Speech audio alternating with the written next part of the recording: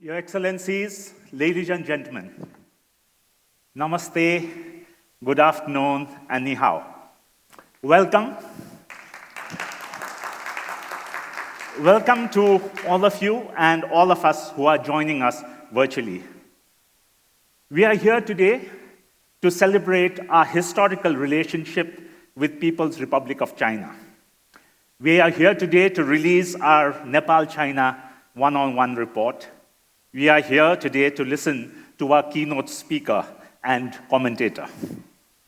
We are here to interact, ideate, and look ahead on how we can convert historical relationships to mutually beneficial economic and people-to-people relationship. The program today is divided into 4 parts.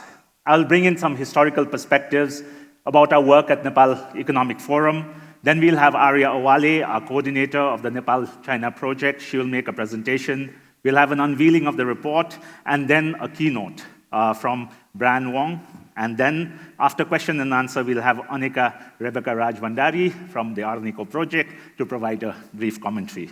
And then we'll have time to interact over high tea. So since there's going to be presentation on the report, there is going to be keynote speaker, I just thought about delving into a bit of historical perspectives on Nepal-China. And we have now many scholars, many analysts who are working on this. And I thought I would divide my perspectives into 2. One is to really understand the future, we need to understand the past. So we would look at the past. And second, perhaps the ball is in Nepal's court. And if Nepal needs to ride on China's economic future, it has to do a lot.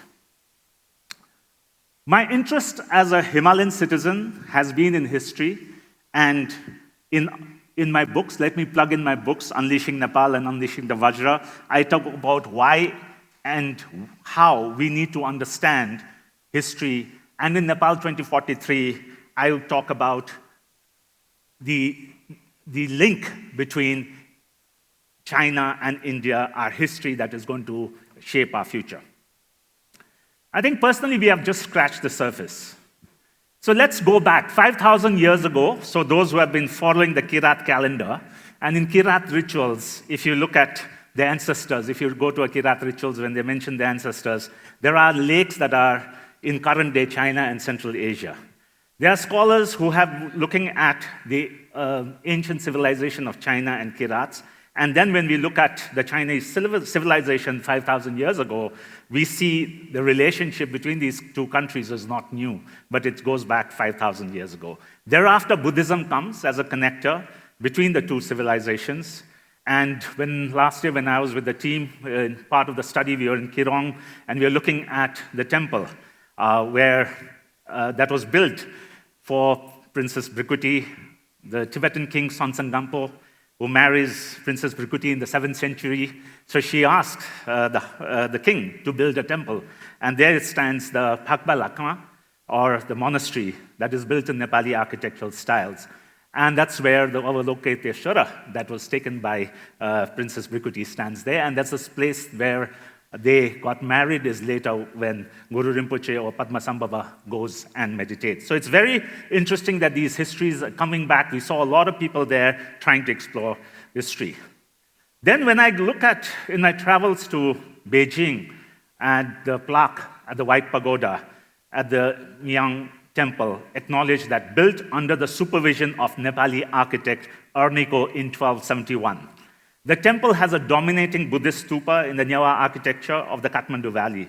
Perhaps Araniko is the most prominent Nepali in history whose biography is among the very few foreigners mentioned in Chinese history books. He was given the title of the Duke of Liang, and a memorial stela marks the spot where he was cremated in Xiangsheng near Beijing.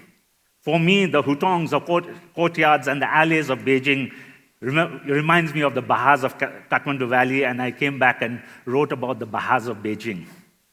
So for someone who went to school in India, we read that Kublai Khan was a Mughal emperor. And it was fascinating to learn in Beijing that Kublai Khan was referred to as the father of Buddhism, who appointed the Shakya Lama and And thereafter, that Buddhism started to flourish in China.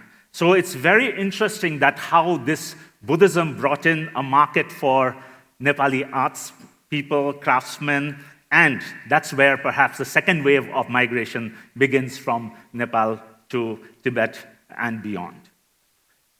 In the recently released book, Medieval Buddhist Paintings in Nepal by Dr. Naresh Shakya, he shares the discovery of Nyewa Buddhist-style Powa paintings in the cave of Dunhuang and beyond.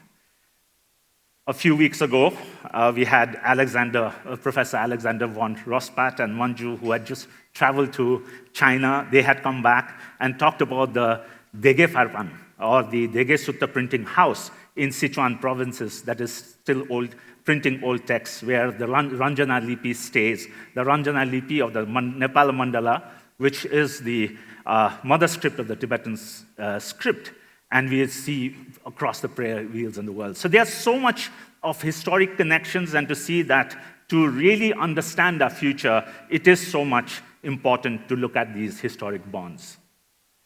Then I would talk about the future, and I talk about how Nepal was prosperous when India and China was perhaps in the 16th, 17th century, about 70% of global GDP.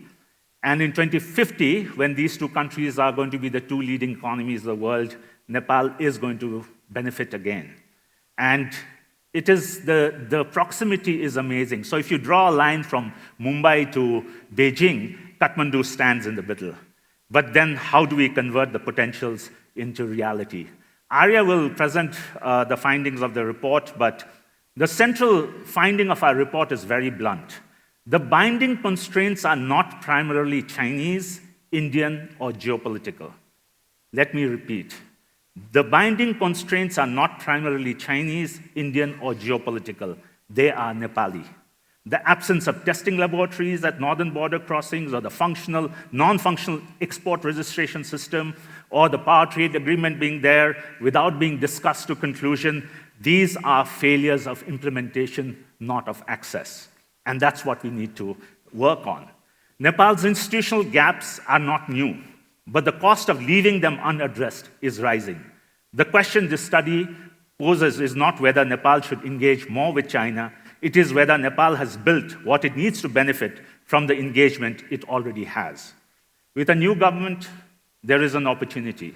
Our effort was also to bring in someone like Brian Wong to Nepal, so that in the interactions with the government, the folks in the government can see the bigger picture beyond the myopia that we are stuck with. The Nepal Economic Forum, we are constantly striving to recalibrate Nepal's relationship with the world. We are doing research on several countries and several themes, and we are happy to see so many partner countries in the room. I would end my remarks leaving you with a video on Nepal Economic Forum. And you'll watch the video, know a bit about Nepal Economic Forum. Then I would request Arya Awale, the coordinator of the Nepal-China study, to make the presentation. So team, can you play the video? Nepal is constantly changing. Its economy is evolving, its society is transforming, and its place in the world is constantly shifting. And with that change comes new questions, new opportunities, and new challenges. For over 16 years, Nepal Economic Forum has helped make sense of that change. As a private sector-led, independent, not-for-profit think tank, we work to shape Nepal's economic and development discourse across 5 centers, spanning some of the most important issues shaping Nepal's future. Across these centers, we analyze, facilitate, and disseminate. Through our core vertical, the Business Policy Research Center, we've researched the topics shaping Nepal, from migration, AI, and tourism to trade, connectivity, and renewable energy, producing over 550 publications that inform policy and public debate. But knowledge becomes more powerful only when people come together, which is why, through more than 100 NEF talks, forums, and roundtables, we've brought policymakers, businesses, researchers, and civil society into the same room to discuss, collaborate, and build a better Nepal. And because we believe important ideas shouldn't stay inside reports or conference rooms, we've translated complex realities into explainers and content anyone can engage with, carrying Nepal's story beyond its borders and helping the world see it beyond old narratives. Because better understanding leads to better conversations create better ideas, and better ideas can help shape a transformative future for Nepal. So, Nepal will keep changing, so will the questions, opportunities, and challenges. And Nepal Economic Forum will keep working to make sense of this change.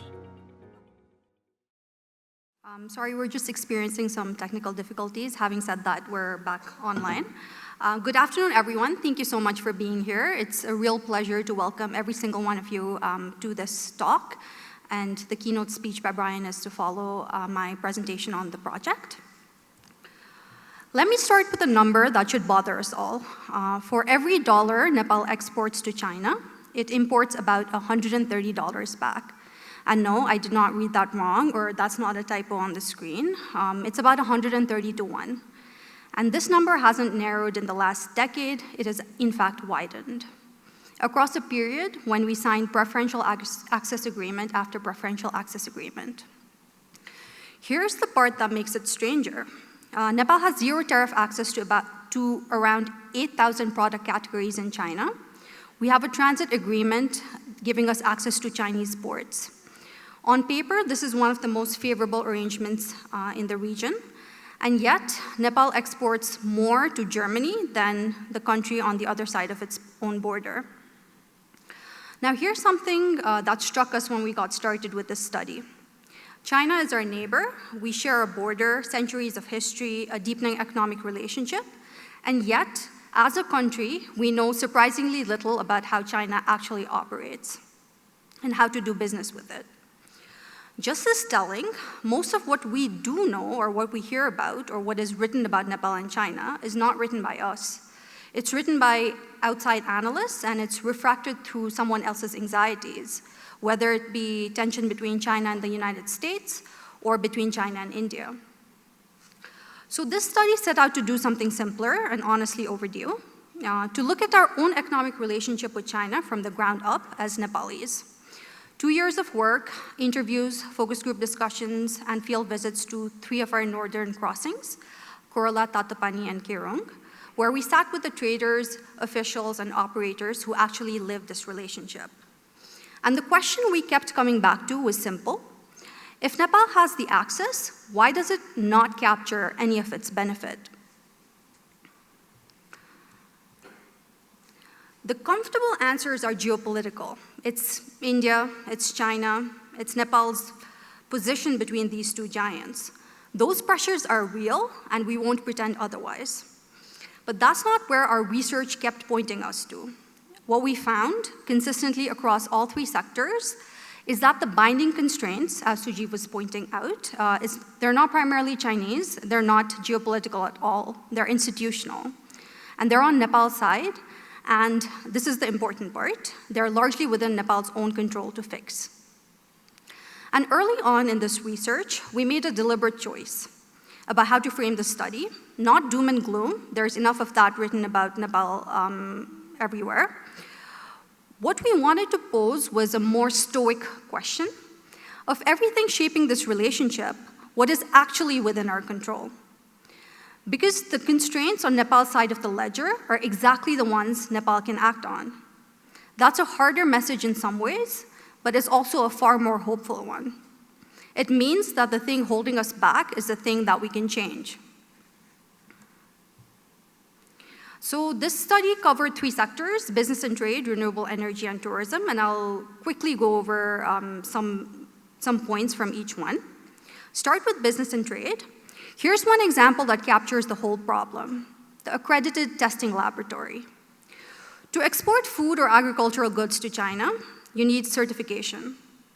Nepal has no accredited testing labs at its northern border. So a Nepali exporter has to ship product samples to Hong Kong, India, or Thailand, wait, and pay for that privilege. By the time that's done, the cost and delay have often wiped out the entire benefit of zero tariff access. That's not a market access problem, that's an implementation problem, and it's ours. Energy tells the same story from a slightly different angle. Nepal has a theoretical hydropower potential of 83,000 megawatts. At the end of last year, we'd built about 3,600. Meanwhile, last year alone, China accounted for nearly 2/3 of all the new renewable energy capacity built anywhere around the world. The complementarity is obvious, but here's the number to hold on to. Nepal can earn roughly 2.5 times more per unit of electricity selling north to China than it does currently selling south. And we're foregoing that entirely because we have no power trade agreement with China. Not a bad one, none. A framework text has been drafted, several rounds of technical meetings have been held, and successive governments have simply declined to move it forward. The revenue is sitting right there, unclaimed. And tourism, where the gap is most visible on the ground. Chinese visitors are among our most important source markets, and existing research even links their arrivals to Nepal's foreign exchange reserves. In other words, this matters to the wider economy, not just to the hotels. But here's what our consultations kept surfacing. Our tourism board has almost no presence on the platforms where Chinese travelers actually make their decisions. Rednote, WeChat, Douyin. We branded a whole Visit Nepal year for China. We allocated the marketing budget, and yet we're largely absent from the places where Chinese travelers actually plan their trips. That's not a money gap. It's a capacity and know-how gap. And even the visitors who do come generate less local benefit than they should. Because Nepal hasn't yet built the domestic value chain to capture their spending. Too much of it is flowing straight back out. So, what do we actually do? 4 priorities cut across all 3 sectors. First, treat northern trade infrastructure as strategic, not residual. The labs, the warehousing, the payment systems, the all-weather roads. This is the single intervention with the broadest return because it unblocks trade, energy, and tourism all at once. Second, conclude the legal frameworks that make cooperation actually work. The power trade agreement, payment system recognition, a functional export registration process. None of these require foreign policy realignment. They require us to stop letting diplomatic announcement substitute for the quiet work of implementation. Third, build the institutional clarity to manage both our neighborly relationships well. A capable state advances its interests with each neighbor on its own terms, with the legal frameworks and administrative capacity to engage confidently rather than being frozen by uncertainty. This is about our own readiness, not about choosing sides. And fourth, capture more of the value at home. Across all 3 sectors, too much of the economic value is leaking straight back out rather than circulating in Nepal's economy. Building the local value chain, the suppliers, the joint ventures, the payment channels, is what turns engagement into benefit. Notice what all 4 have in common. None of them are about China or about India. They're about building a more capable state, one that can negotiate better terms, enforce its own rules, and deliver. Before I close, let me be honest about what this presentation is and isn't. I'm aware there are people in this room who understand individual pieces of this far better than I do. The trade rules, the power sector, the tourism market, because you work on them every day. In 10 minutes, I've had to simplify. There are real nuances behind each of these examples that I'm not getting into today. Not because they don't matter, but because the point of this talk is the shape of the whole, not the detail of any single part. Which is also why this is a framing, not the full findings. The report goes across all 3 sectors in real depth, and we've taken it further in small working group meetings. So please pick up a copy on your way out, and if it's useful, email us, or I think we also have a feedback form that the QR should be displayed for in a bit. We genuinely want this in your hands and in your work plans. And also, this study is deliberately bounded. There's a great deal it doesn't cover: connectivity, the service sector, the security dimension. It's a 101, which means that it's a foundation that's meant to be built on, not the last word. Let me leave you with this. The diplomatic architecture of this relationship has never been more developed. Both governments want a deeper relationship. The question this study raises, as Sujeev was earlier pointing out, is not whether we should engage more, it's whether Nepal has built what it needs to benefit from the engagement it already has. Nepal has far more leverage than it acts as though it does. Our geography is irreplaceable. Our rivers run strongest when China's grid needs them the most. What we capture over the next decade depends less on what China does than on what Nepal builds. This study is the work of many hands. Over its 2 years, a great many colleagues contributed, each in their own way. And I'm grateful to all of them. My thanks to the three who led the sectoral deep dives, Mahotsav Pradhan, Suyasha Shakya, and Manju von Rospat, to our research contributors, and to everyone who gave us their time and candor under Chatham House rules. Thanks as well to Ubahang Nembang, whose illustrations run throughout the report and give it its warmth. I hope you'll notice them as you read. And my thanks to Sujeev for his oversight throughout, and to the whole BEAD and NEF team behind this. What I've given you is the view from Nepal's own side of the ledger, the things within our control. Our keynote speaker today, Professor Brian Wong, widens the aperture, sustainability, connectivity, and optionality, including why a stronger relationship with China need not come at the expense of Nepal's relationship with India. It's a natural complement to the work we've done, and we're genuinely excited to have him with us. Thank you, and back to you, Sujeev. Thank you. Thank you, Arya. So you just hang on. So we're going to have a quick unveiling of the report, and for the unveiling, I would just request, so Arya, the lead of the study, unfortunately, Mahotsav Pradhan is just left for Georgetown University on Saturday, so we are going to miss him. Manju von Rospat, and also working as a consultant was Pushpa Chaulagai, and then Suyasha Shakya. So I thought, since our social media feed is always covered with men, sort of high-profile people unveiling things, I thought this would be a great way to, sort of celebrate the great piece of work the team has done. So the report is unveiled. Can you just, and can we have the photographer take a few pictures? Thank you very much, team.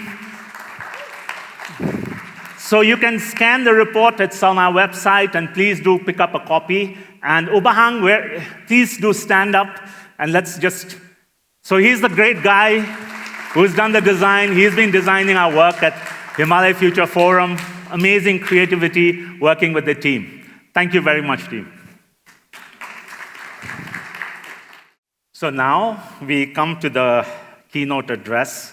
We are looking for a speaker who will bring in some global perspectives and also have a bit more of a academic expertise, and who is very well respected across the globe in his perspectives around China and how China is growing. And as today we are doing our pattern walk, we figured out that I think there's so many people we've been together with in panels and discussions in different parts of the world. And thank you very much, Brian, for accepting our invitation to come here, and thank you, Aneka, for connecting us. So Brian will speak for about 30 minutes, and we'll have about 25 minutes for question and answer, and then we'll have the commentator coming in. Over to you, Brian. Hi, folks. How are we doing? Doesn't sound particularly good. Let's try again. How are we doing, guys? Fantastic. Fantastic. Dhanyabad. Namaste. During my morning walk this morning, in Patan, I had the pleasure of witnessing some of the most incredible sights and also episodes of human interactions in this very city. You can call it a mini graphic or mini ethnographical study, if you will. And the first note I was struck by was the confluence of religions and ideas. The fact that in Bhutan you can find traces of Hinduism and Buddhism in rich abundance, not in conflict or juxtaposition, but in coagulation and in synergy. And that is in many ways the metaphor I'd like to bring into play when we think of Nepal. It is not just a country that's bridging between the two greats. it is not just a power to be narrated through lenses of others' powers. If anything, when you start to see Nepal through lenses of Nepalese and Nepali people, through lenses of its culture and civilizational history, and above all, as a country, as a people, and as a player unto its own right. And so, I then took a detour, and I had the perfect experience, of getting some water splashed on my leather shoes whilst walking down one of the lanes, and very quickly I came to realize, actually, this was a very open neighborhood. Doors were open, gates were unlocked, and I was welcome in to the many religious monasteries and establishments with open arms by those who were there. This was supposed to be a family space for them, and yet they took me in and adopted a perfect stranger as a de facto family member. No less because of course, my wonderful tour guide, whom I'm going to thank in just a second. And it was only then I realized that despite all the adverse circumstances and challenges that this country has endured geographically, physically, climate-wise, and meteorologically, its people have persevered over the years, time and time again to prove its naysayers wrong, to show that there's more in Nepal than merely the romanticization of those who cling on to outlandish and outdated imageries concerning this subcontinent, and of course those who see this through merely lenses of resource extraction. It's far more than that.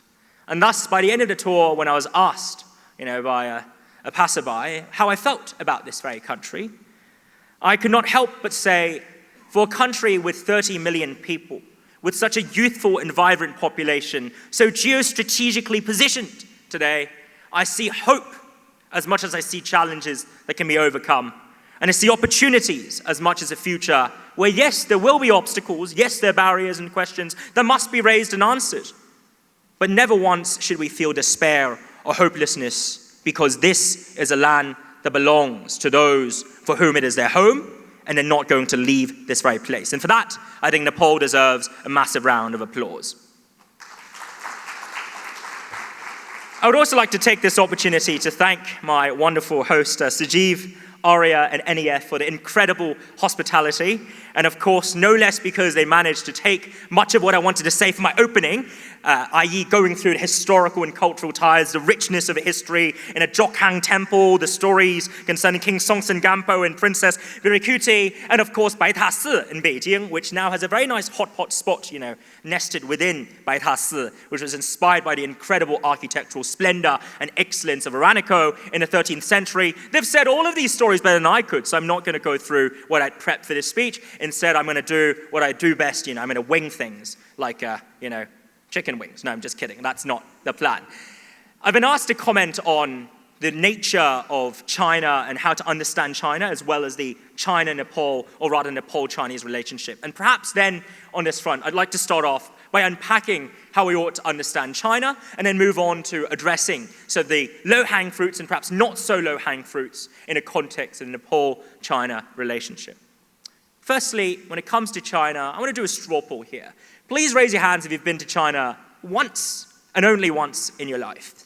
Okay, in your lives, all right. Twice or thrice, 2 to 3 times, okay. All right, 4 to 5 times. Wonderful, you guys are kind of like the super troopers, as ABBA would put it. More than 6 times, 6 or more times. Fantastic. And you've never been to China? No shame there. Well, please come. Please come. We've got visa-free access for over 150 countries, and I've not been paid by the Ministry of Tourism and Culture to advertise China. Okay, just to be very transparent now. They probably wouldn't hire me anyway. So China is, of course, an enigma and a puzzle to crack. And if I may just try and encapsulate it in a manner that wouldn't do it justice, really, but is perhaps a helpful opener, I would say China can be understood through the lenses of the 3 Ps. What are the 3 Ps? Pluralism, poverty alleviation, and pragmatism. And these are the 3 primary lenses through which I'd understand the trajectory, the challenges, the obstacles, and the setbacks, but also the achievements of modern China. First, on pluralism. China comprises 1.4 billion people. It's got over 56, at least 56, minority or majority ethnic groups, so to speak. And it's also unto itself, I would always say, a painting that involves and features scenes from the 22nd century, if you go to Shenzhen, with all the EVs and robots, marching, threatening to replace me very soon. I think I'll be replaced and rendered obsolete in no time. Or if you go to Shanghai, of course, the racing LLMs marching towards the frontiers of superintelligence in a world of AI. And yet you also have, in the more inland provinces and regions, such as Ningxia, or alternatively Yunnan, villages that are so cut off, so serene, so peaceful and isolated from the rest of the world, and yet they have perfect electricity and functioning toilets. And of course, if you speak to folks there, they would not use the same terms as we use today in this august chamber.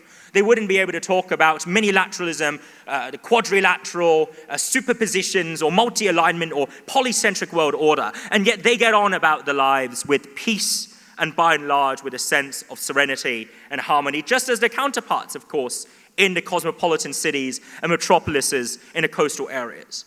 Well, that's not all there is to China. For every success story you see in EVs and robots and AI and biotech, there are hundreds and thousands of failed stories, right? Of startups weeded out because of huge overhead costs, of long-established champions rendered obsolete over months, if not weeks, because they're outcompeted by someone who does exactly what they do, but better, cheaper, and faster. In Chinese, there's a term for it. We call it 内卷. Right? And how would I translate 内卷? Well, the formal academic term is involution, right? Where there's so much churn, essentially, and so much turnover that you cannot have permanent champions. If you look at the top 5 or top 10 companies in China today and juxtapose them with what happened or their counterparts from 30 years ago, there's no overlap. Whereas in the States, in the UK, there's plentiful overlap. And so you've got this dreadfully, dreadfully ferocious and intense competition that characterizes the Chinese economy. And whilst we would find ourselves often awed by the tremendous successes, we must not forget the price and the costs that many of these folks often voluntarily paid on their way, and with a hope that they too could emerge as one of the winners in a cutthroat gym, okay, that China constitutes today. So China is unto itself incredibly diverse. And there are many an opportunity, just as there are challenges and problems. On the fronts of opportunities, we can see the immense infrastructural development, the attempts to tackle corruption over the past 10 years, the advancements when it comes to supply-side productivity and developments. These are all incredible achievements. But there are also challenges. Challenges with bolstering domestic consumption amidst a slowing real estate sector. Challenges with convincing the youth that it's worth having kids when rents are so high and when job prospects are not always, optimistic and rosy. Just look at the youth unemployment statistics if you don't believe me there. And of course, China, as a growing learning power, also struggles sometimes with making itself understood to the rest of the world. And that's because the domestic market and audience is so large, right? So the default temptation is just speak to your own audience as opposed to engaging with others through the lenses of the intended audiences. And that is why very often when I hear folks complaining to me, they say, why are you guys so aggressive? Why are you so assertive? Why are you so loud? Well, I would say, yes, you can see this as resulting from malice, even though I wouldn't say we are dispositionally malicious people unless we're talking about a buffet table where we are quite maliciously competitive. But instead, it's through the fact that we struggle and we're still learning to understand how the rest of the world see us, interact with us, and the trepidations and fears of those in the world with whom we share the shared space we call the Earth and also our planet. And that ties me on to the second point, on poverty alleviation. Now, when we look at the governing structure of the Communist Party of China, which of course is the ruling party in China, you'd hear a lot of words bandied around, right, to describe it. I'm not going to relitigate here. But one core question that I get time and time again, when I travel to the States, to the UK, where I spent 8 years of my life, yes, living in the same city of dreaming spies, I'd always got asked this question: how does the party stay in power? And one core part of that tenet, not the only part of the story, I assure you, but one core part of that tenet is development and is poverty alleviation. For the last thing you want as a government, as any government around the world, is when the stomachs of your people are empty and we're looking at empty bowls on the table and we feel that the futures are empty and devoid of growth prospects and opportunities. And that's by and large one key component, but not the only pillar of that social contract formed between China or the Chinese state and its people, is about delivering upon poverty eradication. And let me be very clear here. The first 20, especially between the 6th and I guess the 19th years of the PRC's founding, right? From the mid-1950s through to the late 1960s, life was challenging in China. The dividends and the fruits of collectivization through the first 5-year plan, had run out of fashion. And through a mixture of policy overdrive and excessively zealous prosecution of flawed policies, there were gross tragedies that unfolded in China. Famines, deaths, okay? And you can argue that these are terrible episodes that should not be permitted to occur again, but we have to understand history to ensure that these episodes do not recur in the future. Fortunately for China, in December 1978, Deng Xiaoping, this gentleman, diminutive but very impressive gentleman who came from this southwestern province of Sichuan, he said, right, we need to undertake reform and opening up. 改革开放. And he also posited that in lieu of debating over ideology and ideas and communism and Marxism, you name it, we should focus on results, right? Because 实践是检验真理的唯一标准. The only metric for evaluating the truth is practice, right? If you have these great grand proposals, lovely ideologies, fantastic normative principles, only to result in negative 5% growth, they have to tweak to -3 by fudging the numbers, that ain't gonna cut it for the people. Not for, back then, a population of 900 million, and now a population of 1.4 billion. And that was why poverty alleviation has always been at the core of China's legitimacy story, especially under the incumbent, who has made this a core priority, to eradicate absolute poverty in the countryside, inner cities, to ensure, finally, and this is a long overdue fix, right, to ensure that even if you're working in a city where you were not born, you can finally be granted access to social welfare and also other perks that come with your residency being recognized. We call this the elimination of the hukou system. Okay, that was announced just last year in reaction to and in response to the sluggish consumption situation in China, but also desire on the part of the Chinese state to construct a safety net. So poverty alleviation is a vital component of the story of legitimacy. And since 1978, the GDP per capita in China has increased not by 4 or 5 or 6, okay, but by tens. Right, we're talking here about almost 100 times, okay, when it comes to nominal increases. And I don't need to go through, of course, the extension and also the augmentation of the average lifespan, where for the first time in its history, at least in the past 200 years, folks in China live on average longer lives than their counterparts in America. And I think that sort of crossover took place around 3 years ago. These are statistics and numbers you can check and also look at yourselves. If you're not convinced, I'm very happy to discuss them with you. But the undergirding tenet of how the party has managed to derive its legitimacy is about eradicating poverty and seeking to improve the livelihood of the most vulnerable individuals in China. Now, are there loopholes? Are there failures? Are there cases where poverty is hidden and just swept under the carpet? For sure there are, right? Find me a country where you don't have grassroots level officials or even city level officials sometimes fudging records and numbers just to keep their own seats warm, right? That's essentially how bureaucracies work, as I learned from Sir Humphrey, watching Yes Minister and Yes Prime Minister, which I think is worse than Yes Minister. But anyway, that's just me, right? But the gist here is poverty is a core focus of the party in China, and as such, poverty eradication is not just a story that China can carry out. It is also a story that South Korea has managed to accomplish, right? That we've seen in Thailand to some extent.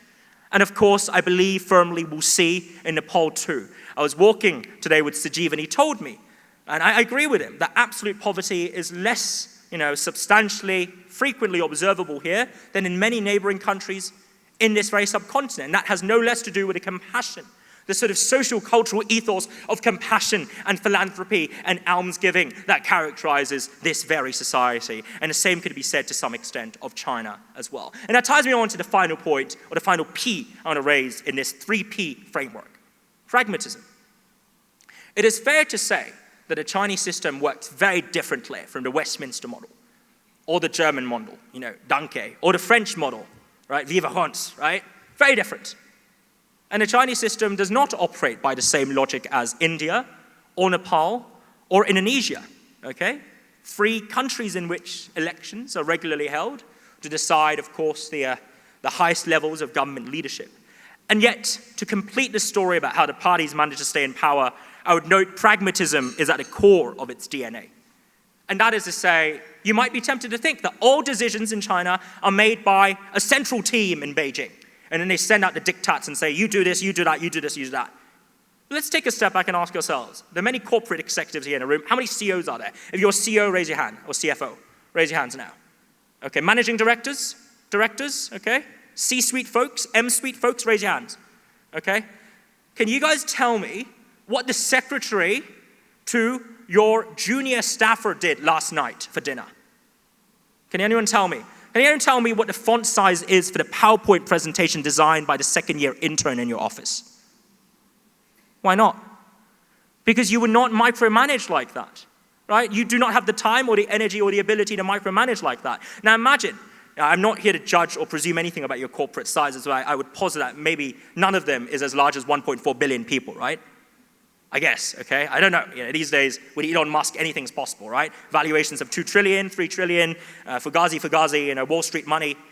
It's really hard to gauge what exactly is an appropriate number for valuations or employee count. But anyway, let's presume we don't have companies with 1.4 billion people. How could a country with 1.4 billion people have everything in all decided by one person or 10 people or 100 people? That ain't going to work.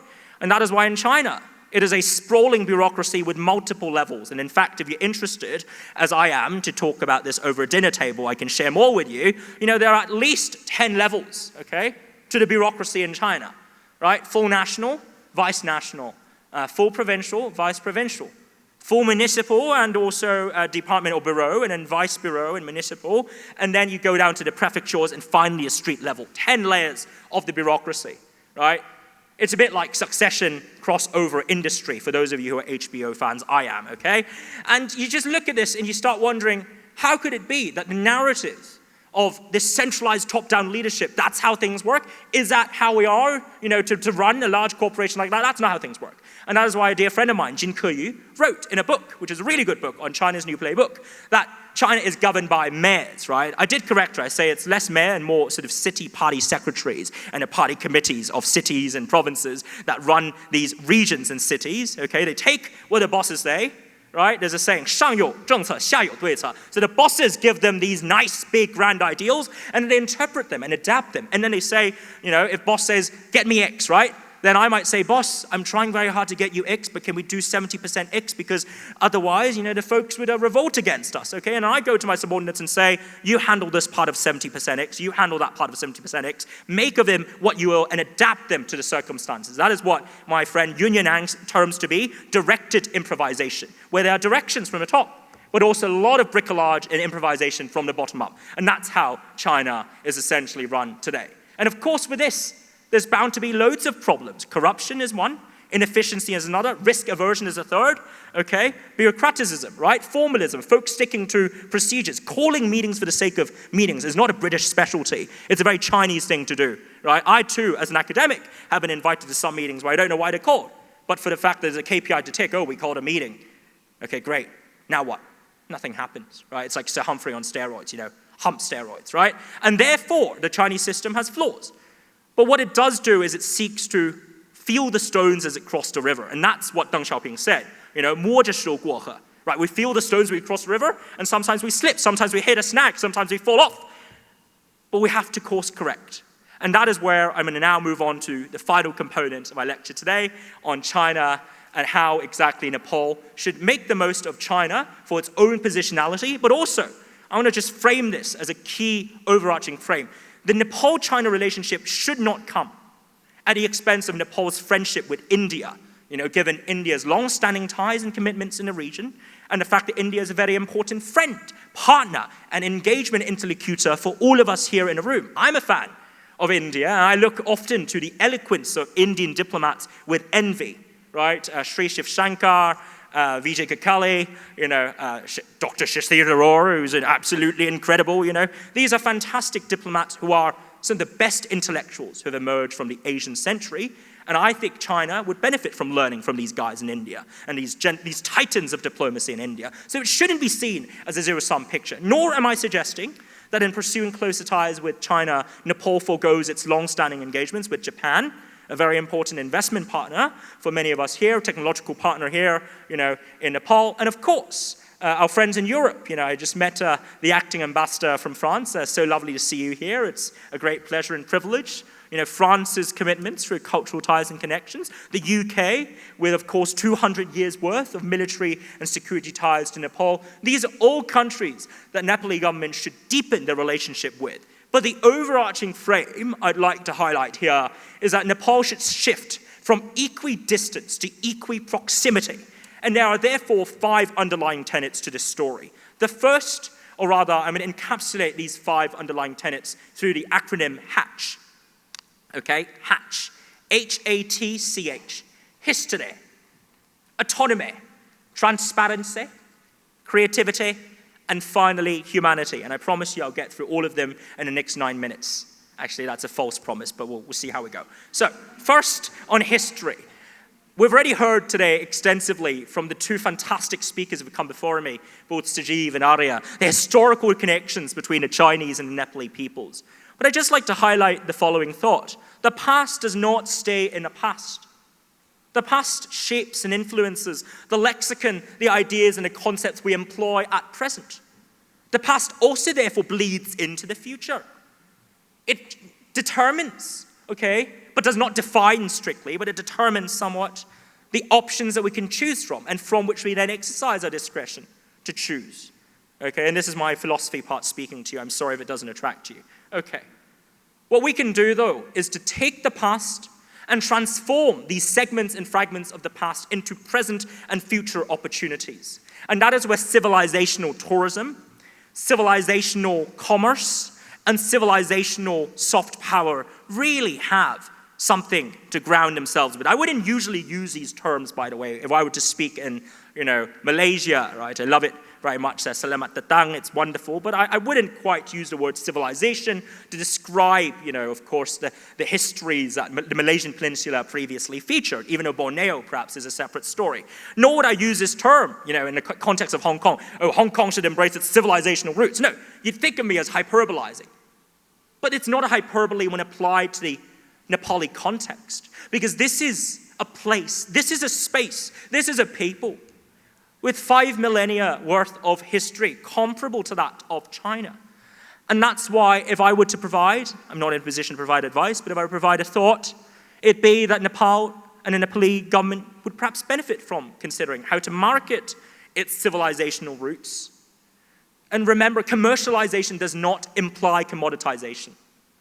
It does not entail cheapening the story. Instead, it's about leveraging commercial platforms and capital and also entrepreneurial spirits to empower and platform the voices of those who have served as carriers and vehicles of civilizational memory throughout all these years. The very folks that they interviewed, the team, the excellent team, by the way, for this very report. And that's in turn something to draw in, perhaps Chinese tourists who are looking for what they term in Chinese 情绪价值, emotional value, right? Value beyond just cheap expenditure, cheap consumption, it's not that kind of, not that we don't want those tourists, but sometimes too much of something could be deadly.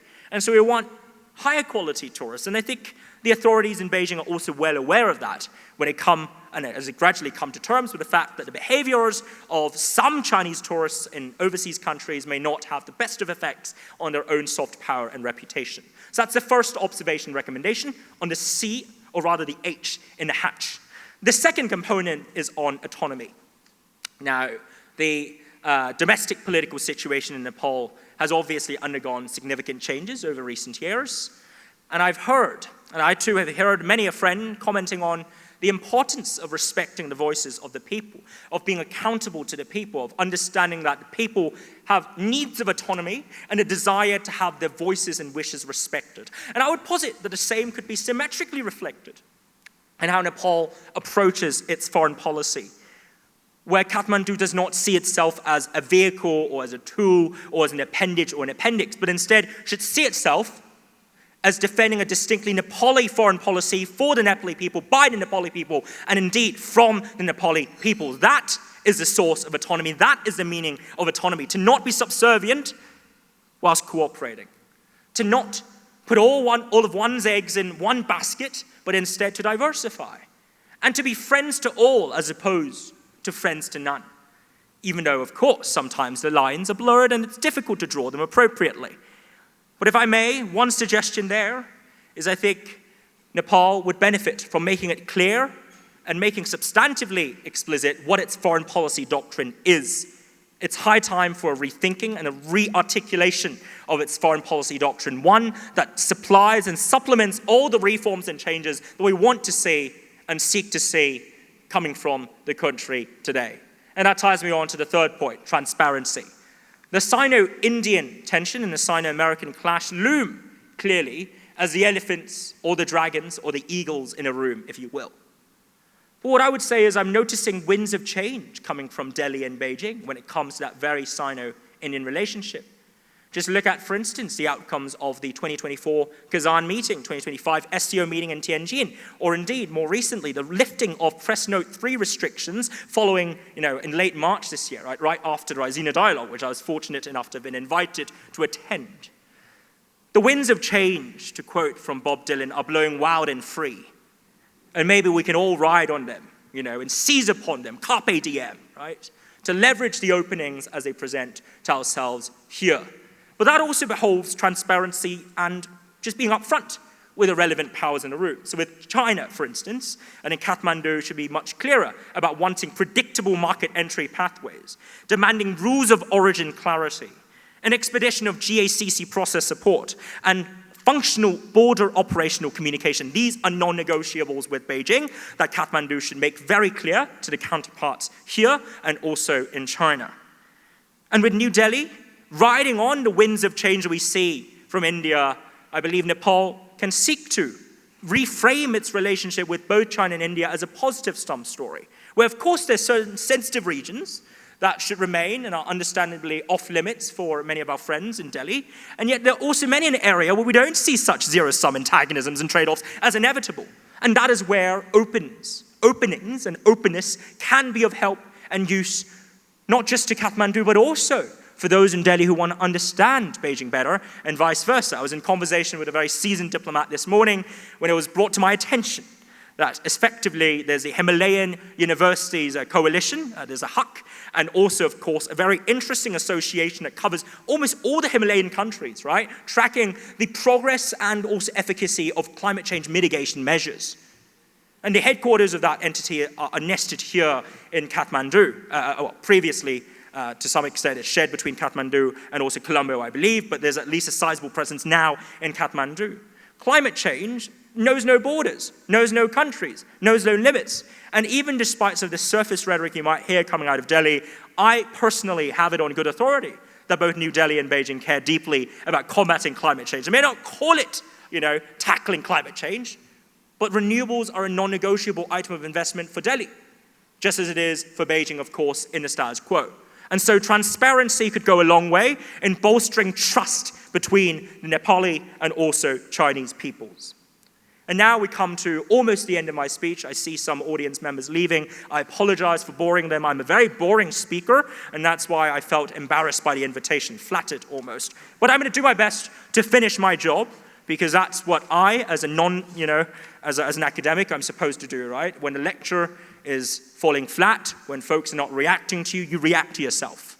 And that's called the highest form and art craft of lecture one-manship. Okay, so on creativity, very quickly, I would suggest that Nepal can think in clusters as opposed to silos. Trade, tourism, clean energy, they can reinforce one another.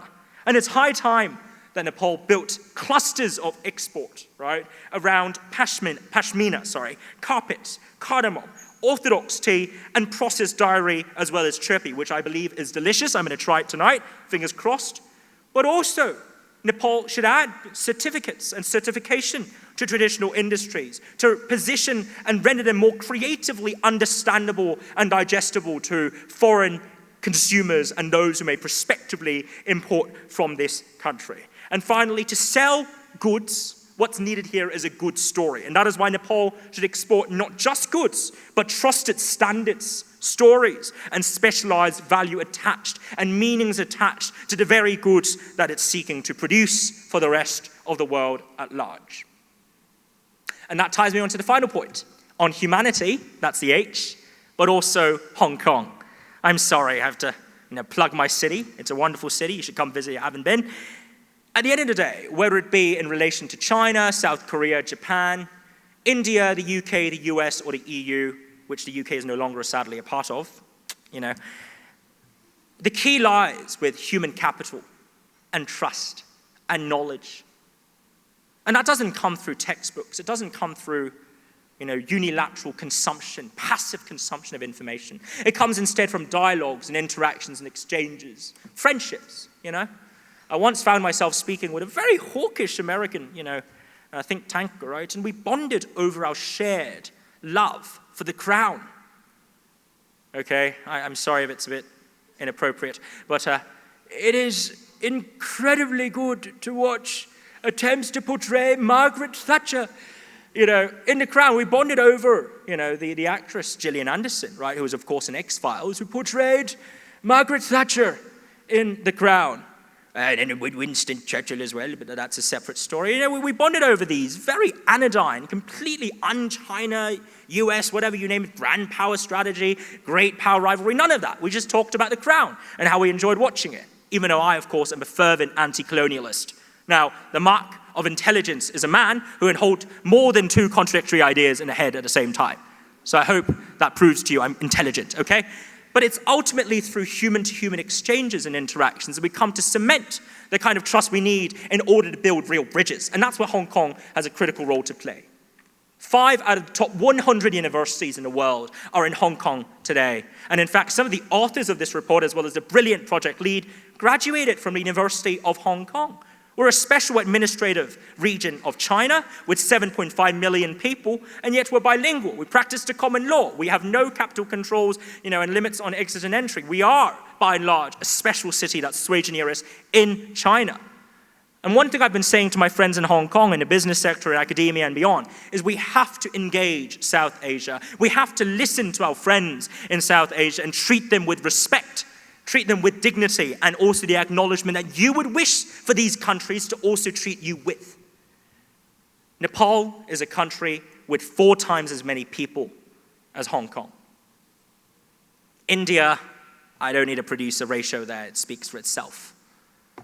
And Hong Kong prides itself on being an international city, and yet we know so little about you, about your domestic politics, about your intrigue, about your histories, about your personalities. So, if I may end on one message, I'm here to learn. I'm here to be a student, and I'm here to learn through exchanging ideas, debates, and indeed intellectual strands with all of you. And with that, with the 3 Ps and also Hatch, I hope I've done enough to earn my presence here, and that Sujeev would not criticize me too much for being a long-winded, sesquipedalian, grandiloquent speaker, which I often have been accused of by myself of doing and being. And with that, I look forward very much to your questions and also learning from you all in our interactions. Dhanyabad. Thank you. Xie. Thank you, Brian. That was wonderful.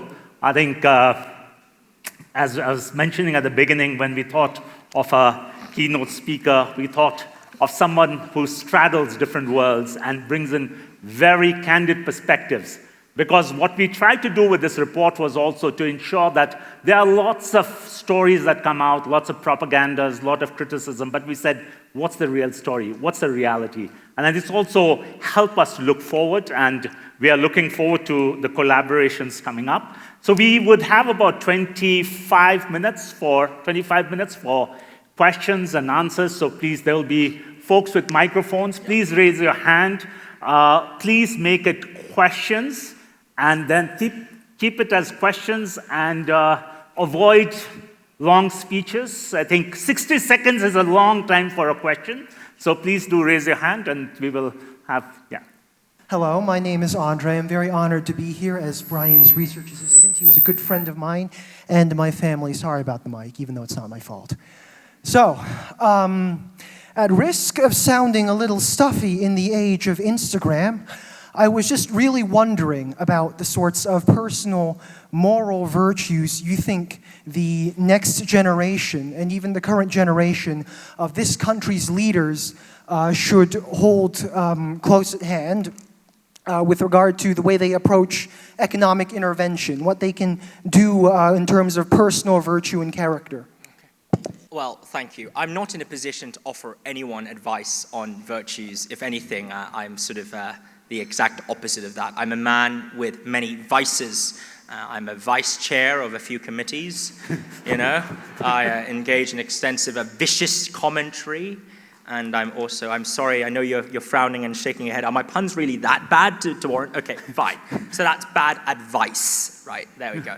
Look, I'm not in a position to talk about virtue, but I find the Pancasila principles really quite interesting and enduringly relevant, not just in Indonesia, of course, where my good friends, in Jakarta often bring them up. SBY, for instance, was one of the prime sort of modern restorers of Sukarno's doctrines and the work he did in Bandung, but also, of course, Nehru in India and his instrumental role in conceiving of the pretext to the Pancasila, to some extent the Buddhist roots of that, of peaceful coexistence, of harmony, of respect for sovereignty. Frankly, I think these are great principles, and I would apply them not just to diplomacy, but also my relationship with my colleagues, right? Or indeed, for those of us having issues with their significant others, sometimes Pancasila could be a great relationship handbook as well, because you have to understand, respect each other's territory, right? Don't fight, right? Understand the divergences, work together through multilateral institutions like marriage, but hopefully not too multilateral because that becomes a bit complicated. And finally, have a good sense of respect for the value of each other's humanity. These are the virtues that I think are instrumental, right? Whether it be in diplomacy, in business, and also in great power relations at large. And maybe one sort of offshoot and just slight tangent there. I often hear talk, that we're living in a multipolar world. Well, let's face it, the unipole remains powerful, right? If you're, the Americans here in a room, I assure you, I personally think that America remains a pretty relevant unipole in the world still. But it's, struggling, to say the least. It's struggling, okay? And then there are other powers that are seeking to rise and emerge, but they too are struggling. Because the burdens, right, of great power status are huge. It's like a Damocles sword, okay? For those of us who've watched Odyssey, right, Odysseus was in a really tough spot. He had to balance his commitments to his men, to his wife and child, to his country, to his honor. It's not easy. And the Damocles sword of power reminds us that just as it may be tempting to imagine ourselves sitting on that throne, to be on that throne, to be the world's superpower, is not a particularly pleasant experience. It comes with an exorbitant price tag, hence why there's the talk in economics of the exorbitant privilege, which arises from the inability of a country to devalue its currency, if it is the primary currency provider for the world, as a means of course, bolstering its exports in that counterfactual. And so, on that front, I guess another virtue that all powers benefit from is realism. You may not like what you get. You may think you want something, but be careful what you wish for. So that's my answer to your question. Thank you. So my name is Prajwal. I'm a law student. I was in China this March. We were talking about the role of China in South Asia. Yep. We came across this very interesting intersection where China does not have a market bigger than India. India does not have a market bigger than China. So to cater this very market, Kathmandu becomes a very natural midpoint. It becomes a very strategic intermediary. Since you've also written about BRICS, where you envision this future for BRICS, how does BRICS look into this? That's my question. Thank you. Thank you. Well, it's really interesting because these days I often get asked about a volume I co-edited with Professor Hei-Wai Tang at the University of Hong Kong on the future of BRICS. And I often joke with Hei-Wai, say, you're the optimist on BRICS and I'm the pessimist on BRICS. The reason why I think not pessimism, I think BRICS is an interesting concept, and I think it's worth studying it, in abstract, right? Because it offers a forum, a platform for disparate countries, very disparate, very, very disparate countries to come together and talk about issues that might be of shared and convergent interests. Perhaps a less US dollar-dominated world order. Perhaps a world where you have better supply chain integration and alignment, where food security on the margins is enhanced through cooperation between these countries. And yet, if you look at one of the case in point, the CRA, the Common Reserves Arrangement between all the BRICS nations involved, it hasn't been too much of a success, right? In 2020, South Africa reached out to fellow BRICS members to issue it, or the government, right, in Joburg with an emergency loan to tide over the COVID crisis. It didn't get what it wanted. It turned eventually to the World Bank to settle and also IMF in a coordinated manner to deal, IMF, for the loans and World Bank to support on the front of development assistance to tide over the hardships during that particular crisis. BRICS is incredibly heterogeneous. You've got well-formed democracies that are not at war with other countries. And then you have non-well-formed, non-democracies that are currently at war with other countries. You've got very small nations like the UAE, and you've got huge populations in India and China. And Indonesia's there too, right? And I remember when I wrote a piece for the SCMP saying Jakarta's not choosing sides when it opted to join, BRICS. It's also a member, for the record, right? It's also seeking accession to OECD, and of course has very deep defense ties with the US. I remember getting a lot of flack when folks said, no, you are over-romanticizing the Prabowo government strategy. Now, setting aside whatever you think of Prabowo, on which I've got a piece that's come out today for Fulcrum Singapore, I do think it's fair to say that most countries who are in BRICS are not seeking to join this unified coalition or bloc. They're doing it to optimize for optionalities, to create more options and openings for themselves. But then you've got a way off, and the trade-off is clear. The larger BRICS becomes, the more rapidly it expands, the more its values and also its core offering is diluted. But the more restrictive and gate-kept the entry to it is, then questions will inevitably abound. Why me and why not? Why them and not me? Why not us, right? Why Indonesia but not us in Malaysia? I know PMX, Anwar, for instance, has been very open to and keen on Malaysia's joining BRICS. My friends from Wisma Putra tell me that all the time, even though they don't really understand what the appeal is, right? But that's an aside, So there are all sorts of questions with BRICS I don't think can be easily addressed. And frankly, in a context of Nepal's future directions of travel and also growth trajectory, I wouldn't place too much worth or value on BRICS, not because I don't think the economies are individually important in there, but because bilateral, firmer, stronger, more resilient bilateral relations between Nepal and these countries are probably the better modus operandi in contrast to a pursuit of, say, an accession to BRICS and whatnot. So that's my personal 2 cents of worth on that very question. Thank you. Thank you, Sujeev. Yeah. And thank you, Brian. Myself, Vijay Raj Tandukar from the Ministry of Foreign Affairs with my colleagues here, looking after the India and China divisions. So my question to you is on your suggestion on the clarification on our foreign policy doctrine. Can you elaborate a little bit more on it, and hope to engage with you as well, like tomorrow when you are coming to the Ministry of Foreign Affairs. Thank you. Thank you very much. Well, first of all, kudos to you guys for all that you're doing at the ministry. These are fascinating times to be working in diplomacy, and I think, on behalf of your country, thank you very much for your service, so bravo. Diversification must be pragmatically grounded, and that's to say, we should always start with questions of what can't we diversify away from, and what can't we negotiate and forego upon. A contract for an airport, for instance, a critical infrastructural investment project involving a dam or hydraulics. These are not projects where you can simply say to long-standing partners, we don't want you, we're going to find someone else. So there's certain projects where diversification, I think, is off the table, so to speak, and that's perfectly fine, because we need to be realistic about what diversification entails. But if I may, I posit that there are plentiful areas where engagement with one power is not negative sum or zero sum vis-a-vis engagement with other powers. It's positive sum. And one crystallizing example that I can think of here is the role of healthcare and wellness. These are stressful times to be alive, man. AI is coming, robots are coming, AI slop is everywhere, Instagram videos are displacing human conversations. But beyond that, youth unemployment, slowing economic growth. And to top it all off, you've got the effects of an excursion, that we're all experiencing here for various reasons. And so wellness and health are not an industry to write off, actually. I just came from a health and wellness retreat in Zurich where I was a keynote speaker on geopolitics. Now, don't ask me why I was invited to talk about geopolitics at a wellness retreat. That's not the interesting question. The interesting question is, what can Nepal do vis-a-vis that? And there's a lot that could be done, right?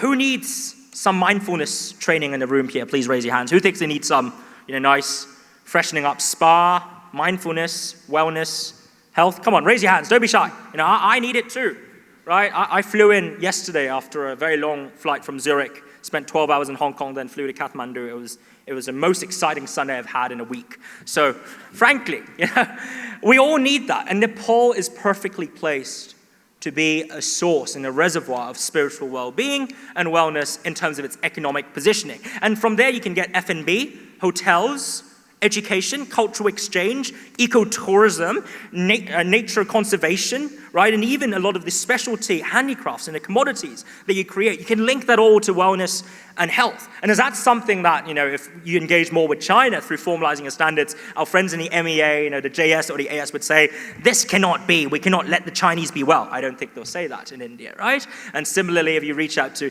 Indian friends or French friends or German friends, Danke, right, Guten Tag, come over, I don't think the Chinese would object at all to that. So again, these are areas where diversification is possible because it's neutral. Another area, of course, is climate change and tackling, the ecological effects, right, of the climate on the degrading nature of our environment and the melting of the glaciers and the horrible, horrible changes we've seen taken to the Himalayas over the past couple of decades. These are all areas where I think eco-preservation and also conservation efforts are not zero-sum.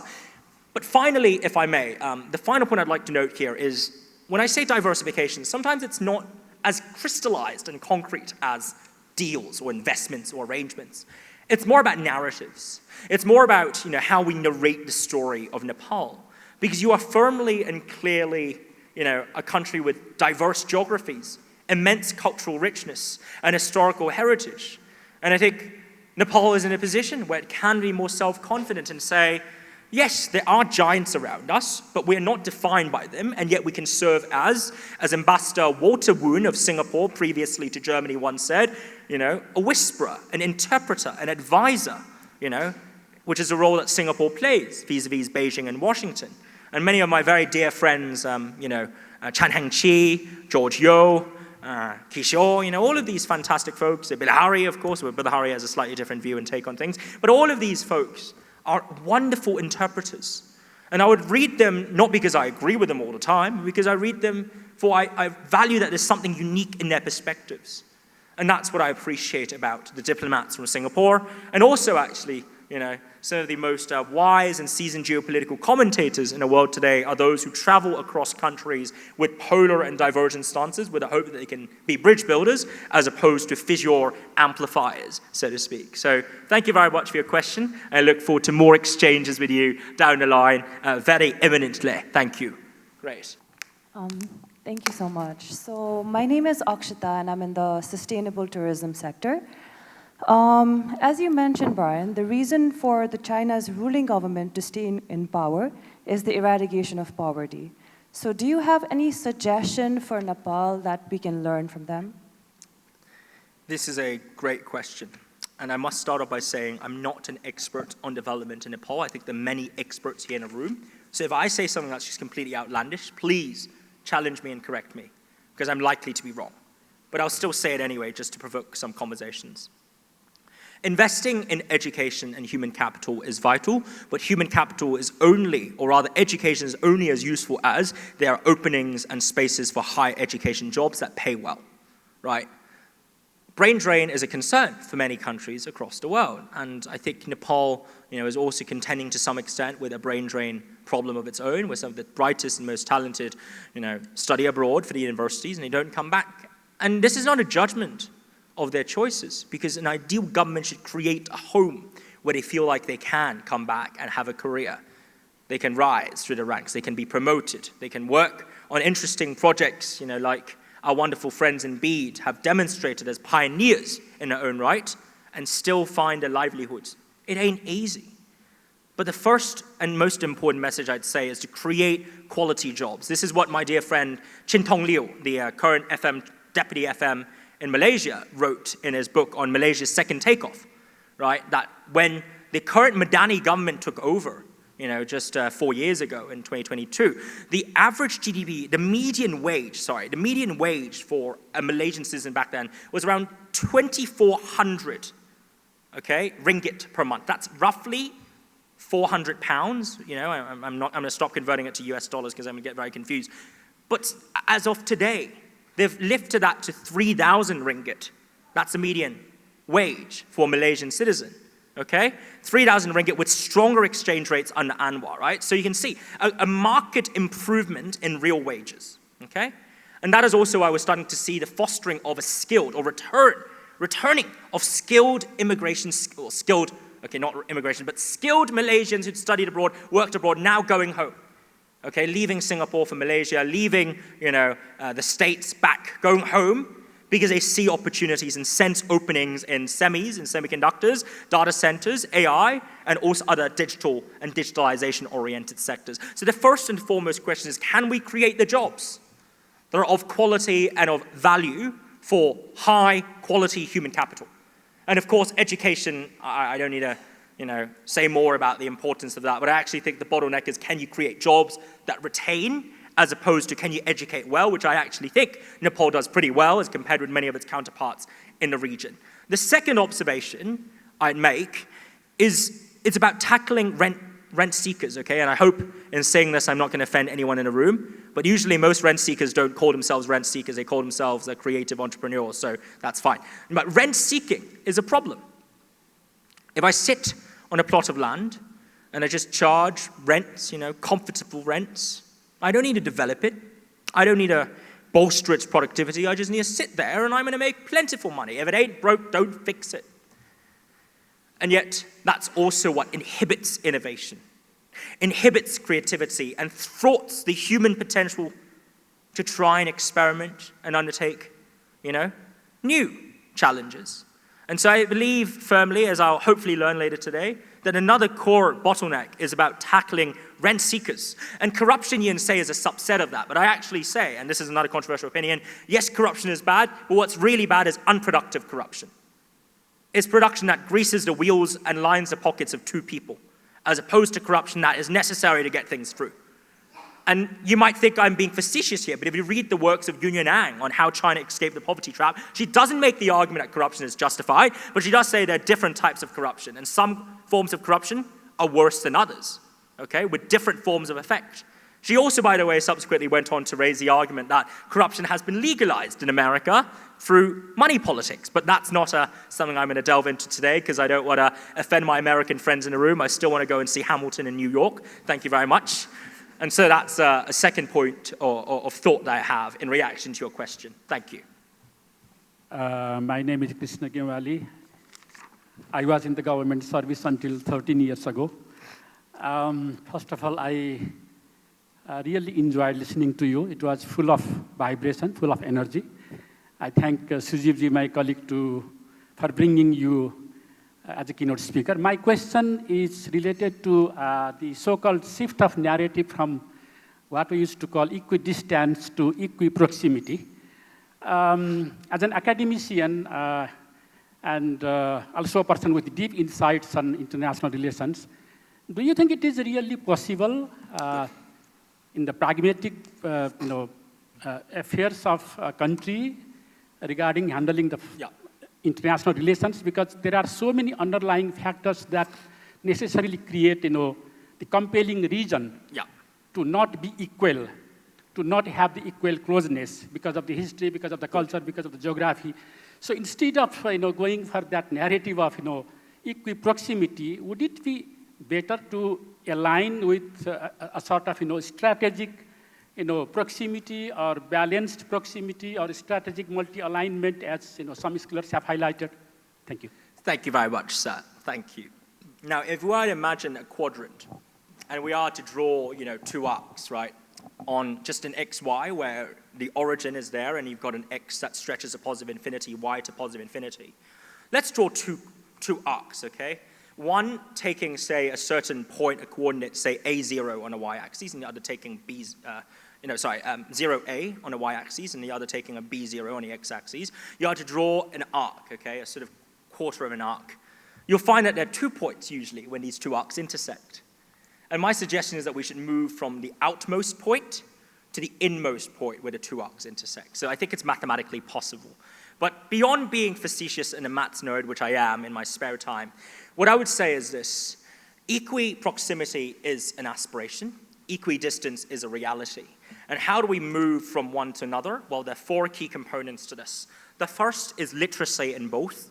So yes, I would posit that Nepal and the Nepali establishment understands Indian politics to a very large extent. You're very familiar with it, and you've of course faced firsthand both the repercussions and also the implications of decisions made in Delhi. And yet, even on the front of India, I would say it might be helpful to know subnationally, what's going on and different approaches taken to trade or taken to human interactions between Tamil Nadu, Uttar Pradesh, and let's say Kerala, for instance. There are 3 different states in India, understanding subnational diplomacy and leveraging subnational diplomacy as a means of courting and engaging with counterparts, sister cities, city-based diplomacy, to deepen your knowledge and also understanding of Indian geopolitics and approaches to it, to engage with both the BJP or the NDA aligned, and of course the India, in brackets, the Congress aligned parties or the opposition parties. To engage across the board, I believe, is of the utmost importance. And when it comes to China, literacy is again key. Experiencing it is of course useful. Studying there even more useful, but also having more exchanges where it's just Sino-Nepali interlocutors talking about the relationship as opposed to, sort of couching it through the terms of, oh, what do you make of the Sino-Indian relationship? Let's focus on the Sino-Nepali relationship, which I think is something I must commend the NEF for doing, because today the report is on the Nepal-China relationship 101, and that is a 101 that's long overdue and truly quite vital. So the first point is about literacy, and that I think is how you move towards a more constructive and pragmatic way of engaging with both powers. The second observation is to be clear about where the red lines, the grey lines, and then the green lines are. Red lines are non-negotiables to both powers and also to yourselves. Grey lines are areas where you can negotiate, but it comes at a price and requires efforts from our wonderful team currently sitting over there and beyond. Really track 2, which I'll get onto in just a second. Right? Citizen diplomats as well. And then there's also green lines where all powers and all parties stand to gain. In advocating proximity, I'm not saying do away with red lines. They don't exist. Let's focus on the green lines and expand and extend. That is, of course, too cherubic and too Pollyannish, right? We've got to be realistic here. So what I would posit, though, is needed is just an internal assessment. An internal assessment that perhaps the foreign ministry could take the lead on. What are the red lines for all 3 powers? What are the grey lines for all 3 powers here? And finally, what are the green lines? Let's start building on the green lines. Let's negotiate around the sort of edges of the grey lines. And then on the red lines, yes, we can do something to say we are thinking about them, but let's be realistic here. We're not going to see drastic and substantive changes pull through across those fronts. And so realism and compartmentalization is also quite vital. And that's the second point I'd note when it comes to what to do going forward. The third point, and perhaps that explains why I'm here, today, really, is the power of the private sector. The private sector in Nepal has incredibly ambitious, intelligent, wise, deft, strategic individuals. I'm not going to lavish any more compliments lest I be accused of being a paid advertiser. But I trust you. Trust me, I'm not being paid to talk up the private sector. I really think there's immense potential, especially in the younger generations. And this is where, when sometimes governments, through no fault of their own, they struggle through track 1 channels, right? They don't have necessarily the clearance to say certain things, okay? But if you want plausible deniability as an official, to whom would you turn? You'd turn to your friend. You'd call them up and say, hey, can you tell X over there, who knows Y in the ministry of that country, maybe, just maybe, this is what we can do, and can we try and, walk back a little and de-escalate, right? And track 2 diplomacy played a critical role during ping-pong diplomacy, and that's, of course, where Beijing and Washington, undertook this detour, in part because of Kissinger and Nixon's calculations, in part because of Mao and Zhou Enlai's assessments, and of course, the intervening role played by Romania, Poland, and Pakistan, and even India to a lesser extent, but that's another side. If you're interested, you can read Sri Shivshankar Menon's book on Asian geopolitics on that. But by and large, this is a fascinating way for diplomacy to be undertaken, not by passing, but in complementing official state-to-state relations. And that's where I see wiggle room and room for more creative maneuvering to be achieved. The final point out of these 4 points, I did promise 4, is to understand that sometimes, we may think, right, and this is very tempting, sometimes in China, there's a tendency to think that, we're at the top of mind for all countries around the world, all governments around the world are thinking about China, right? And sometimes my friends, in the international relations spaces would say, surely this is a plot designed to undermine China, okay? This is a plot sprung by some country aimed at us. This is very bad. But I would say, don't imagine your enemy to be behind everything that's unfortunate. It's like you stub your toe and you say, This is my arch nemesis planting a toe stubbing on me. No, right? We are not that important. And that's okay, because sometimes the more important you are, the less room you have to be flexible, right? So attention is a double-edged sword. When China was still a growing economy, when it was still yet to reach the ranks of the wealthiest country, or not wealthiest, right? The largest economies, it's far from wealthiest, the largest economies in the world, it enjoyed the privileges of relative obscurity. But the moment it gained that sort of economic portentousness was when it became too big to ignore. TBI, right? Not Tony Blair Institute, but too big to ignore. And so that was when it lost the privilege of relative obscurity or of just being hidden from, the public eyesight. And that's something I think Nepal can leverage. You don't always have to be, and nor should you imagine yourselves to be top of mind for folks in Delhi and Beijing. But that's where you get the room to inject and insert and toy with the agenda. Okay? To insert yourself tactfully into the discourses at hand. And these are the 4 points of recommendations, if I may, that I offer here very quickly. We're coming to the end of our segment, but I do want to take this opportunity to just say, if I may, Sujeev, a couple of, 2 very quick thoughts. The first is to say, it's been a very, very long session. I'm very appreciative of all of you taking the time to listen to me, especially those who haven't left. But to those who have left, I also thank you, but you can't hear me, so that's what you're missing out on. Secondly, I hope this is a beginning. I hope this is the beginning of many a conversation, not just between us, but also amongst you guys, with one another. And that's what the NEF, with this report and convening, has managed to do, to bring together folks who are interested in the subject, who are passionate about knowledge exchange, and who can indeed deliver, hopefully, with better conversations, a better Nepal for the people of this wonderful country. Thank you very much. Thank you.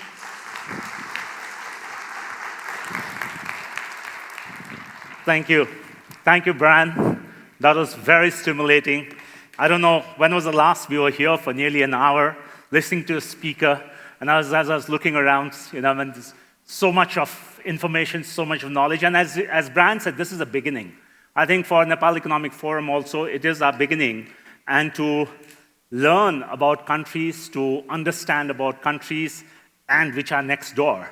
And as with the last piece of work we did with the European Union, we had the Institute for Foreign Affairs from the government there. So we are also trying to begin dialogues with the government to see how we can also help in the process of analyzing, thinking. And tomorrow, Brian would be at the Ministry of Foreign Affairs.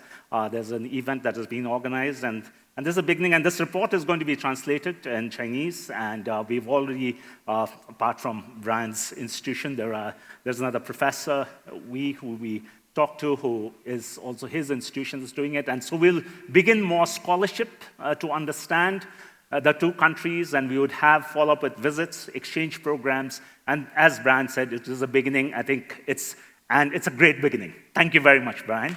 And now we go into the final part of today's program, and we have a commentary from Aneka Rebecca Rajbhandari. And for me, China has always been intriguing, having sort of a history of my father being in Tibet for 14 years. So this is something that is very personal also. And I remember a decade back when Aneka came in, and we were discussing about going and studying abroad. And then we discussed about, and she was very keen to study in China, and now it's been a decade of being in. It's wonderful to see her getting into conversations and studying in the best university in China, at the Peking University, on undergrad and her grad studies, learning the language, speaking the language, and interpreting what's coming out in that language for us in Nepal through the Araniko project that she runs along with her partner Ronald. And Aneka, your remarks, and you have 10 minutes. Thank you so much for that wonderful introduction. And good afternoon, everybody. I'm delighted to be here to reflect, but also to make a bit of my point as well. And I have to give a disclaimer that I don't think I can match the energy of a person who just arrived last night and went for a morning walk in Patan this morning. So disclaimer, sorry. But first, I have to thank Nepal Economic Forum, especially Sujeev and his wonderful and hardworking team for bringing us all under this roof. And of course, also congratulate them on the launch of Nepal-China 101 report. Long overdue. I'm also very glad to see Brian here in Kathmandu after our conversation late last year at Peking University. We were talking about maybe next time we meet, it will be Kathmandu. And here we are. Yeah. A little context that I have to mention, which Sujeev already mentioned. I went to China a little over a decade ago, but began pursuing China more seriously in terms of academic interest almost 6 years ago. Since then, I have attended many seminars, conferences, mainly in Nepal, a little bit in China, and much of our discussion has understandably focused on major issues: geopolitics, Belt and Road Initiative, infrastructure, soft power, connectivity, which we have probably, a lot of us have attended by now. But over time, I've always wondered, when did we skip the foundations and move straight to the bigger picture, the bigger questions? That is why I'm genuinely glad that we have finally, something called Nepal-China 101. 101 may sound basic, but perhaps it's something that we already know, but from my observation at least, we don't. That is why I'm genuinely glad. A strong understanding of trade, business, energy, tourism, and the institutions that shape them gives us a better picture, a better foundation for discussing larger questions. And I think the report makes an important contribution by establishing the baseline from our very own Nepali perspective. Brian spoke today about moving from the idea of equidistance, which we have all heard a lot, towards equal proximity. I find this a useful way of thinking of Nepal's foreign policy. Equal proximity gives Nepal a space to cultivate these relations with confidence. China and India are our neighbors, while other countries remain important partners. And I'm wondering if that's what the Chinese Foreign Minister Wong said two months ago when he mentioned Yuanqing Puru Jinling. Close neighbor is better than a distant relative. Maybe, I'm just assuming. The report led me to think about what makes proximity meaningful for Nepal. For me, the answer is capability. Across trade, renewable energy, tourism, the report identifies substantial opportunities alongside gaps in legal frameworks, regulatory capacity, infrastructure, payment mechanism, market knowledge, as well as its implementation. We have ambition, and that's why I believe that capability is what connects ambition to outcomes. And the report also mentions about tea, and I think I'm a little passionate about this. It mentions that orthodox tea exports to China increased by more than 88% during the first 8 months of 2024. This reminded me of a recent visit to the 20th Beijing International Tea Expo just 2 months ago. And that's where I learned that in these 2 decades, this was the first time that Nepali traders, tea traders, attended this expo. However, in the last 2 decades, there were already Nepali tea being represented, not by Nepali traders, but by Chinese distributors. And this expo was held in the National Agriculture Exhibition Center. And for those who have maybe lived in Beijing long enough, they should know that this is just 1 subway stop away, or roughly 2 kilometers away from the Nepali embassy in Beijing.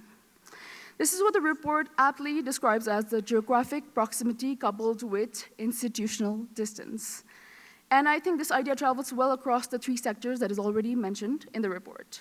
Market access becomes valuable when business understands how to enter the market. Border opening becomes useful when exporters can meet quality and inspection regulations. Energy cooperation becomes productive when legal and technical frameworks support it. Finally, tourism, something I'm really passionate about, grows when we understand how Chinese travelers discover, evaluate, and navigate destinations.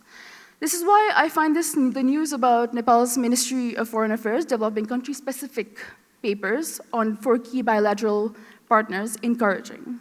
China requires China-specific strategy as well as capacity. As we have written in the Araniko project extensively, that success in today's China is done by the people who are already embedded into the Chinese society. And more importantly, Expertise already exists. However, we still often hear a lot of experts, a lot of people saying, we still don't understand China. And I feel like this is a rather misinformed argument, and it completely disregards a lot of Nepali students across many different disciplines studying in China, entrepreneurs, professionals who have been in China for years, if not half or more than half of their life. So, they have navigated this ecosystem, they've also succeeded in it. Capacity building can therefore be recognized, organized, and using the knowledge we already possess.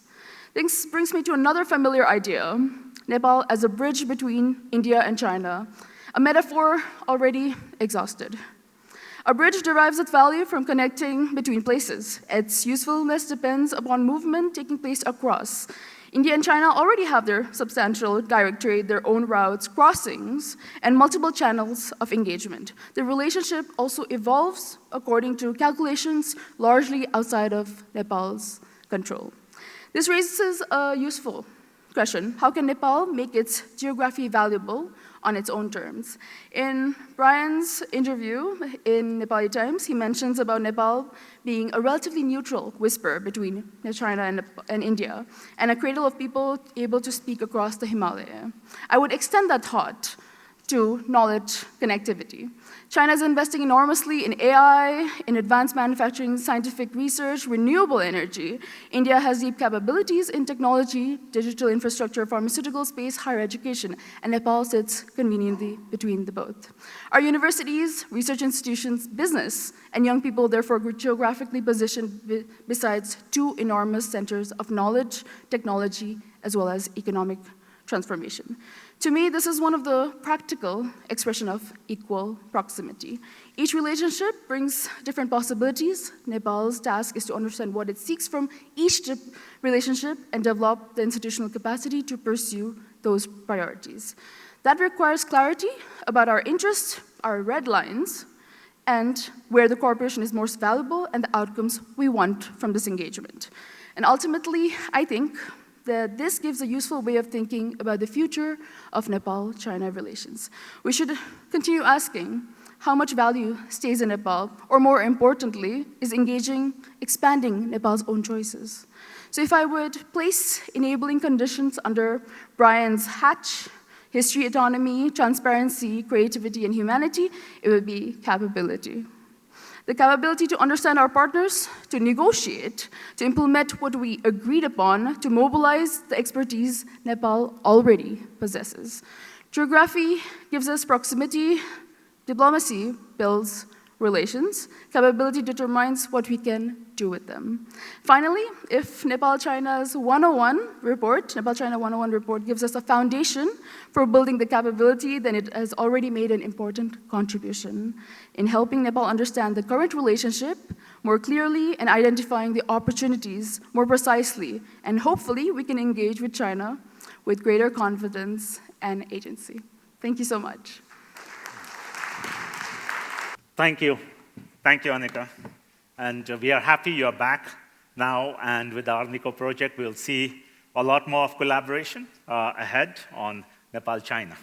So we come to the end of today's event, and before we close, I have to thank all the team members who have been working on the report and also behind the scenes to make this event possible.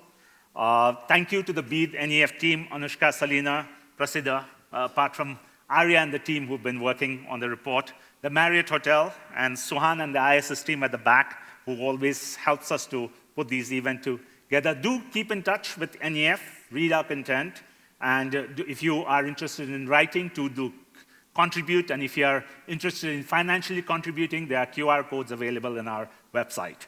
Do not forget to pick up a copy of your report, 1 copy per person. If you need additional copies, do write to us, and the digital copies you can scan on the QR code. We would love to get your feedback, engage, and hopefully this is the beginning of a lot of work on Nepal-China in years to come. We'll see you at another NEF event. High tea is available. Brian is, Aneka, all of us are here, happy to interact. Thank you very much, and have a good evening.